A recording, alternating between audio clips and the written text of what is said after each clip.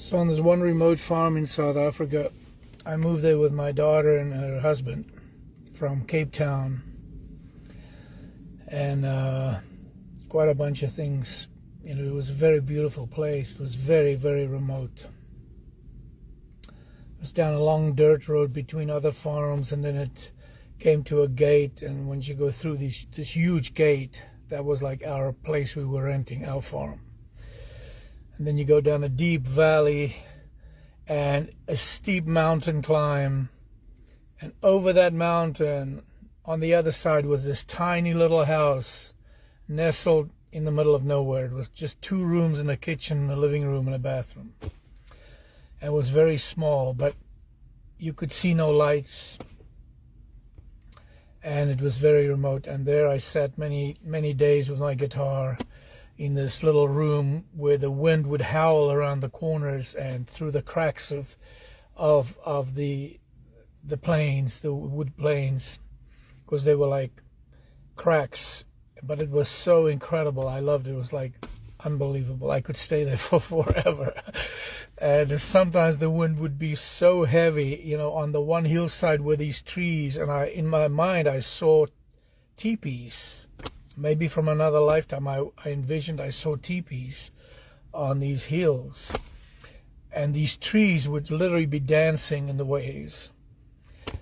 And many times I would be totally alone. My daughter and her husband would be gone to town or somewhere.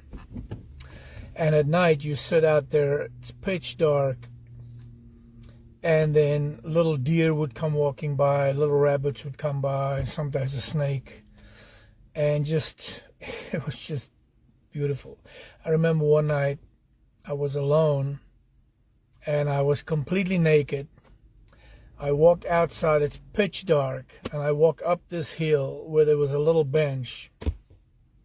I didn't even think a snake could bite me or anything, because there were snakes. But I walk in the dark up this hill to the top, completely naked, and I sat on this little bench meditating in the moonlight. I mean, how one with the land can you get? It was amazing. But the reason I wanted to tell this story is some of the things that happened. There were 3 pigs. 3 female pigs gave birth at the same time. Each one of them had 8 little piglets. It was incredible. 3 8s, 8, 8, 8. But I remember the biggest pig disappeared. It was like a 600-pound pig. She was huge. She disappeared with her 8 babies, and we couldn't find her. And I went snooping around one day trying to find this pig, and I'm going into this dense brush, and I see some droppings, and I keep following it. And the next minute, there she stands with her 8 little piglets, and she's snorting when she sees me. And the next minute, she charges me, and I screamed, and I turned, and I ran. It's like my blood ran cold.